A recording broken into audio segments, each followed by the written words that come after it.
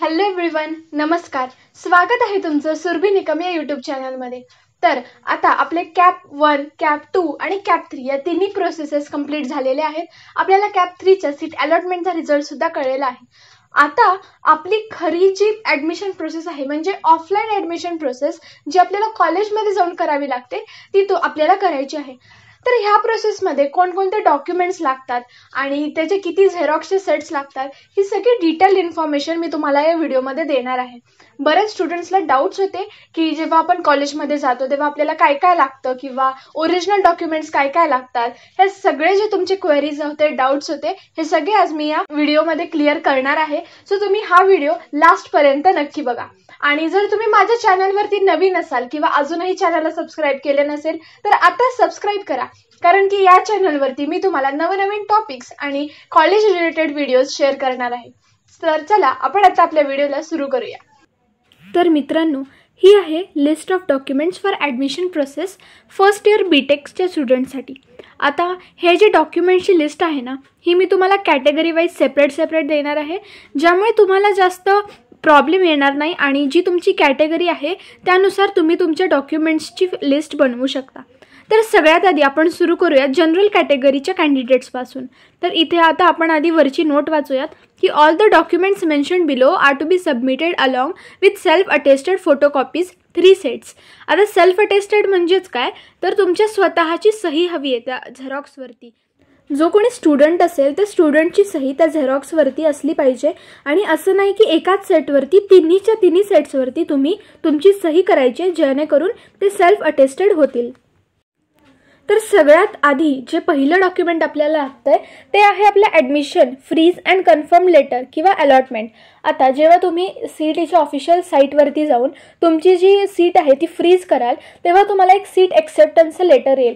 ते तुम्ही प्रिंट करायचं आहे आणि त्या लेटरची प्रिंटआउट तुम्हाला तुमच्या ॲडमिशनच्या वेळी तिथे घेऊन जायची आणि ही प्रिंटआउट 4 लागतात. इथे जरी त्यांनी तुम्हाला 3 सांगितलेले आहेत तरी तिथे मागताना ते आपल्याला 4 प्रिंटआउट्स मागतात.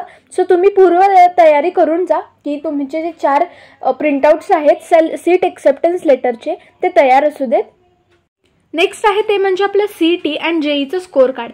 आता इवन आपण JEE दिलेली आहे, आपण आपल्या रजिस्ट्रेशन फॉर्ममध्ये आपले JEEचे मार्क्स ॲड केलेले आहेत, पण आपल्याला CET थ्रू ॲडमिशन भेटलेलं आहे तरीही आपण JEEचं स्कोअर कार्ड लावायचं आहे.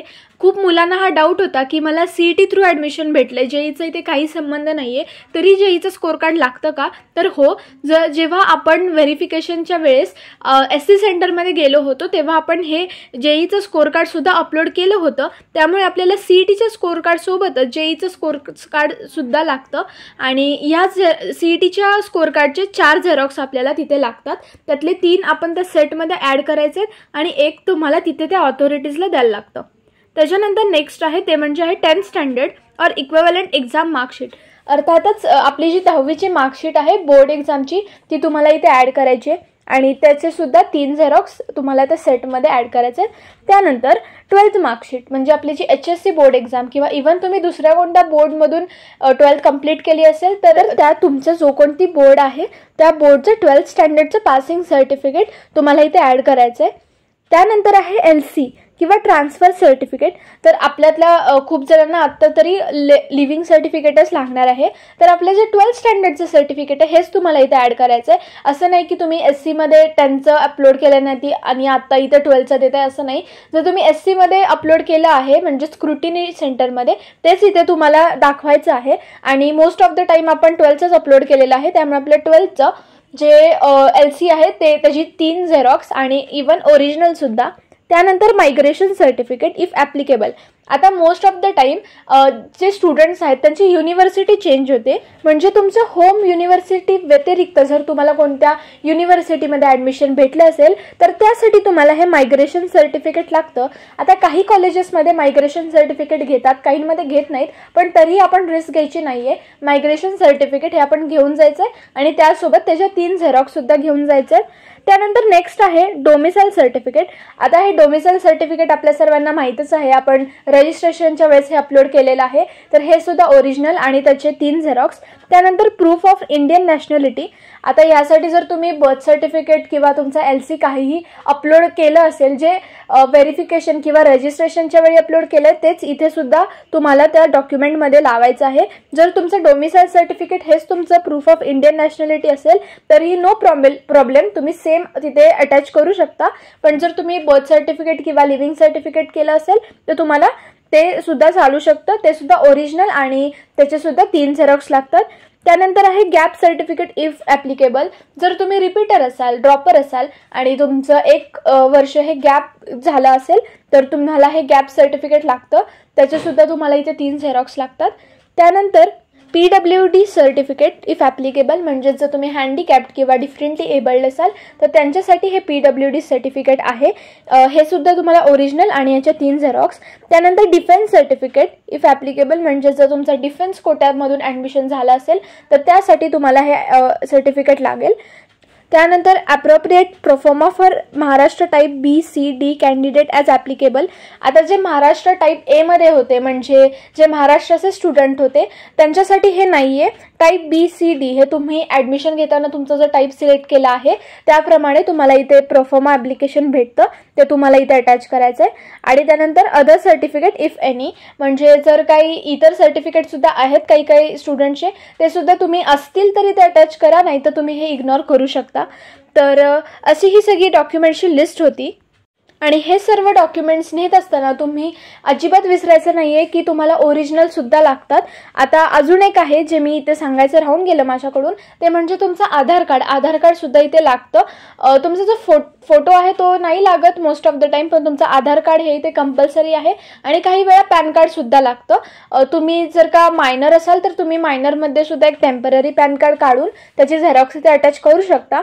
आणि ह्या सर्व डॉक्युमेंट्सचे ओरिजिनल त्याचसोबत त्यांचे 3 सेट्स हे तुम्हाला न्यायचे आहेत. फक्त तुमचं आधार कार्ड, CET किंवा JEEचं जे स्कोअर कार्ड आहे आणि जे तुमचं सीट अलॉटमेंट लेटर आहे या डॉक्युमेंट्सचे 4 झेरॉक्स लागतील. बाकी सर्व डॉक्युमेंट्सचे फक्त 3 झेरॉक्सचे सेट्स चालतात. आता नेक्स्ट आहे ते म्हणजे general category candidates for EBC. आता EBC म्हणजे इकॉनॉमिकली बॅकवर्ड क्लास, म्हणजे जर तुम्ही EBCची स्कॉलरशिप घेतली असेल आणि तुम्हाला त्याच्या थ्रू एक सीट अलॉट झाली असेल तर अशा स्टुडंट्ससाठी ही डॉक्युमेंट्सची लिस्ट आहे. तर ही सेम ॲज जनरल कॅटेगरीच्या स्टुडंटसारखी आहे जी मी आधी सांगितली. यामध्ये फक्त फरक इतकाच आहे की ते ॲडिशनल 2 डॉक्युमेंट्स तुम्हाला अटॅच करायचे आहेत. ते म्हणजे तुमचं इन्कम सर्टिफिकेट आणि त्याचसोबत आहे म्हणजे photocopy of first and last page of ration card. आता EBCच्या स्टुडंट्सने जेव्हा रजिस्ट्रेशनच्या वेळेस इन्कम सर्टिफिकेट अपलोड केलं असेल ते इन्कम सर्टिफिकेट आणि त्याच्या 3 झेरॉक्स आणि त्याच्यासोबत जे आपलं रेशनिंग कार्ड असतं त्याच्या फर्स्ट आणि लास्ट पेजची एक फोटोकॉपी आणि त्याचं ओरिजिनल रेशनिंग कार्डसुद्धा आपल्याला न्यायचं आहे आणि इवन झेरॉक्ससुद्धा 3 त्यासोबत न्यायचे आहेत. अशी ही पूर्ण लिस्ट आहे EBCच्या स्टुडंटसाठी. यामध्ये सुद्धा तुम्हाला आधार कार्ड न्यायचं आहे आणि सगळे original documents with their Xerox set. तर आता नेक्स्ट आहे EWS कॅन्डिडेटसाठी, म्हणजे ज्या स्टुडंट्सला EWS थ्रू ॲडमिशन घेतले अशा कॅन्डिडेटसाठी. आता ह्यांचे सुद्धा डॉक्युमेंट्स सेम आहेत जे जनरल कॅटेगरीचे होते.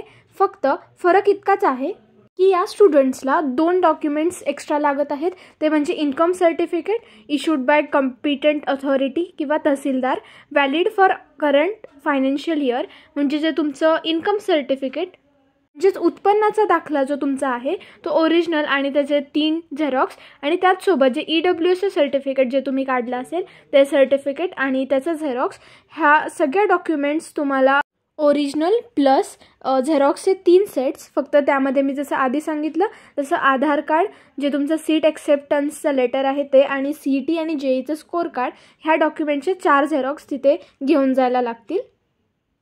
त्यानंतर नेक्स्ट आहे ते म्हणजे TFWS कॅन्डिडेट्स, म्हणजे जर तुम्हाला TFWS थ्रू ॲडमिशन भेटलं असेल तर तुमच्यासाठी ही डॉक्युमेंटची लिस्ट आहे. ही सुद्धा सेम ॲज जनरल कॅटेगरी आहे. फक्त या स्टुडंट्सला एक डॉक्युमेंट एक्स्ट्रा न्यायचं आहे. ते म्हणजे तुमचं इन्कम सर्टिफिकेट म्हणजेच उत्पन्नाचा दाखला. हा तुम्ही तुमच्या SC सेंटरवरती सुद्धा अपलोड केला असेल, त्यामुळे ह्याचंसुद्धा ओरिजिनल आणि झेरॉक्सचे 3 सेट्स तुम्हाला न्यायचे आहेत. फक्त लक्षात ठेवा की हे सर्व डॉक्युमेंट्स नेत असताना तुम्हाला ह्याचे ओरिजिनल न्यायला अजिबात विसरायचं नाही आहे. आणि जे सेट्स आपण बनवलेले आहेत ते शक्यतो स्टेपल करू नका, कारण की तिथे गेल्यावरती काही वेळा आपला सिक्वेन्स चुकलेला असतो, तर आपल्याला तेव्हा अरेंज करायला काही प्रॉब्लेम येऊ नये त्यासाठी आत्ताच ते स्टेपल करू नका. तर नेक्स्ट आहे ती लिस्ट आहे OBC, SBC, DT, VJ, NT, NT2 and NT3 या कॅटेगरीच्या स्टुडंटसाठी. तर ह्या सर्व कॅटेगरीच्या स्टुडंटसाठी डॉक्युमेंटची लिस्ट बघणं खूप गरजेचं आहे, कारण की त्यांचे सगळे डॉक्युमेंट्स तिथे चेक केले जातात आणि त्याचसोबत जे तुमचे ओरिजिनल डॉक्युमेंट्स आहेत ते सुद्धा तुम्ही तिथे न्यायला विसरू नका. तर ह्यातसुद्धा तुम्हाला जनरल कॅटेगरीच्या सारखेच सगळे डॉक्युमेंट्स आहेत. तुम्ही ते बघू शकता. Admission freeze and confirm letter, त्यानंतर CET JEE score card, 10th स्टँडर्डची मार्कशीट, 12th स्टँडर्डची marksheet, LC, migration certificate, domicile, proof of Indian nationality, gap certificate. त्यानंतर येतं ते म्हणजे caste certificate, caste validity certificate and non creamy layer certificate. तर हे जे डॉक्युमेंट्स आहेत हे तुम्हाला एक्स्ट्रा लागतात.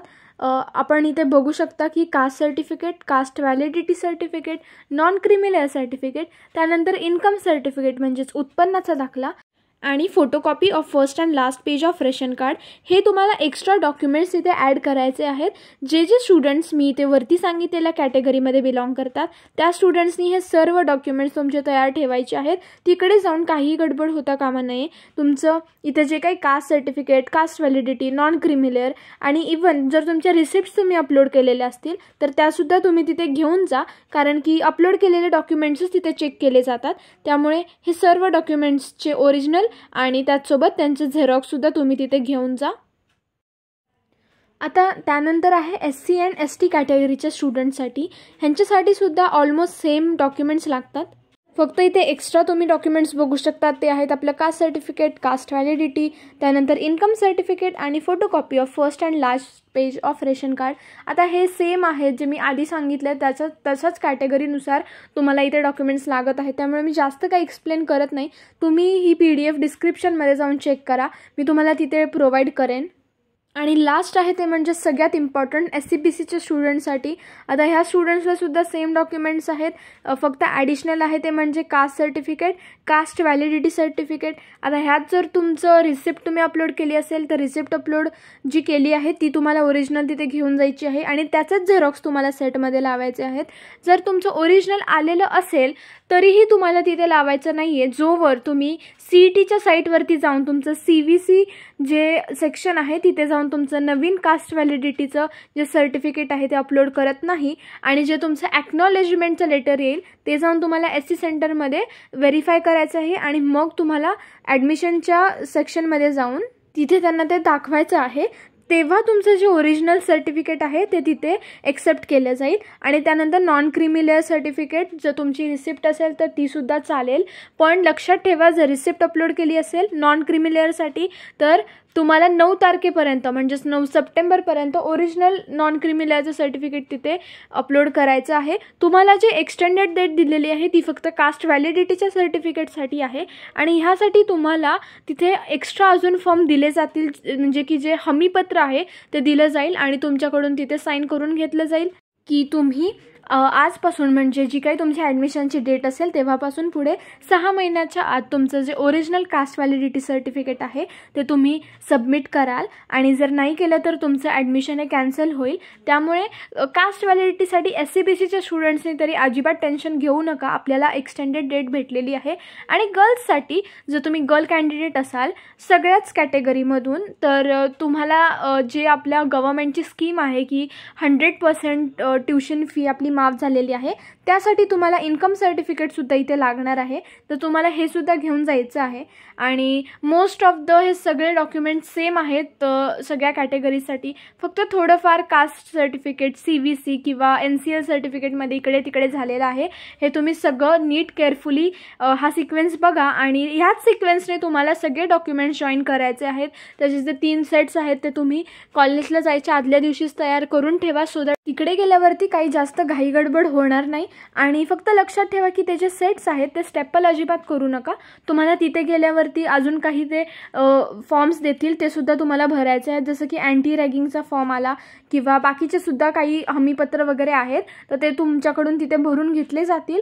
आणि इव्हन तुम्हाला तिथे जाताना तुमचे पॅरेंट्ससुद्धा नेसेसरी आहेत, कारण की पॅरेंट्सची सही लागते आणि फीसमध्ये सुद्धा तुम्हाला पॅरेंट्स लागणारच आहेत ऑब्व्हियसली. सो तुमचे पॅरेंट्स तिथे येणंसुद्धा गरजेचं आहे. आणि आय होप सो की तुम्हाला हा सगळा डॉक्युमेंट्सचा सिक्वेन्स नीट लक्षात आलेला आहे, कारण की ह्याच सिक्वेन्सने तुम्हाला सगळे डॉक्युमेंट्स अटॅच करायचे आहेत. सो तुम्ही काही चूक करू नका. तर होप सो तुम्हाला ह्या व्हिडिओमध्ये सगळे डाऊट्स क्लिअर झाले असतील आणि तुमची जी आता ऑफलाईन ॲडमिशन प्रोसेस आहे ती एक स्मूथली अशी पार पडेल, कारण की डॉक्युमेंट्स रिलेटेडच खूप डाऊट्स होते. आणि आपल्याला तिकडे गेल्यावरती एक लक्षात ठेवायचं आहे की जे काही आपल्याला प्रोसेस करायचे ते स्वतः स्टुडंट्सनी करा, कारण की तेव्हा आपल्याला लक्षात येईल की ह्या प्रोसेस नक्की कशा असतात आणि काही चुका होण्याचे चान्सेस सुद्धा कमी असतील. आणि याचसोबत कॉलेजमध्ये गेल्यावरती सुद्धा काय काय डॉक्युमेंट्स ते आपल्याला प्रोव्हाइड करतात, आपल्याला कोणकोणते फॉर्म्स भरून द्यायला लागतात, हे सगळं मी तुम्हाला या व्हिडिओमध्ये सांगितलेलं आहे. आणि हे तुम्ही खरंच खूप काळजीपूर्वक तिथे जी प्रोसेस आहे ती करा, कारण की छोटीशी चूक सुद्धा तुम्हाला खूप महागात पडू शकते. आणि काही काही जणांना डाऊट होता की आधार कार्ड आणि पॅन कार्ड दोन्हीही लागतात का, तर काही कॉलेजेसमध्ये पॅन कार्ड मागितलेलं आहे. तर जर काही लोकांना अजून 18 वर्ष पूर्ण नसतील तर तुम्ही मायनरचे जे पॅन कार्ड आहे ते काढू शकता आणि नंतर पुन्हा ते अपडेट करून 18 वर्ष पूर्ण झाल्यावरती तुमचं जे ओरिजिनल आहे ते सुद्धा काढू शकता. आणि त्याचसोबत महत्त्वाचं म्हणजे SC-BCच्या स्टुडंटसाठी कास्ट व्हॅलिडिटीचा सुद्धा जरा इश्यू आहे, कारण की आपल्याला कास्ट व्हॅलिडिटीसाठी 6 मंथ्स त्यांनी एक्सटेंड करून दिलेले आहेत. पण काही जणांचं असं झालं की त्यांनी SC सेंटरवरती रजिस्ट्रेशन करताना रिसिट अपलोड केली होती आणि त्यानंतर त्यांचं ओरिजिनल सुद्धा आलेलं आहे. पण हे ओरिजिनल तुम्ही डायरेक्टली कॉलेजमध्ये सबमिट करू शकत नाही, त्यासाठी एक प्रोसेस आहे. तुम्ही CETच्या वेबसाईटवरती जाऊन तुमचं CVC म्हणजे कास्ट व्हॅलिडिटी सर्टिफिकेट और TVC ट्राईब व्हॅलिडिटी सर्टिफिकेट किंवा नॉन क्रीमी लेअरचे सर्टिफिकेट तिथे अपलोड करायचं आहे. त्यानंतर तुम्हाला तुमच्या ॲप्लिकेशन फॉर्मचा नेक्स्ट व्हर्जनचा एक फॉर्म दिसेल, म्हणजे तुम्ही ह्याआधी जे काही फॉर्ममध्ये एडिट केलं असेल त्याच्या पुढचं एक व्हर्जन तुम्हाला दिसेल आणि एक एक्नॉलेजमेंट फॉर्म तिथे येईल तुम्हाला. हा फॉर्म तुम्हाला प्रिंट करून तुमच्या ज्या SC सेंटरमध्ये तुम्ही व्हेरिफिकेशन केलं होतं तिथे जाऊन सही आणि शिक्का घ्यायचा आहे. आणि त्यानंतर हे सगळे डॉक्युमेंट्स विथ ओरिजिनल डॉक्युमेंट तुम्हाला तुमच्या कॉलेजमध्ये जाऊन सबमिट करायचं आहे. त्यानंतर जी पूर्ण प्रोसेस आहे ती कंप्लीट होणार आहे. होप सो तुम्हाला सगळे डाऊट्स क्लिअर झाले असतील आणि यापुढे सुद्धा मी तुम्हाला असेच व्हिडिओ प्रोव्हाइड करत राहणार आहे. त्यामुळे स्टे ट्यून आणि माझ्या चॅनलला सबस्क्राईब नक्की करा. धन्यवाद.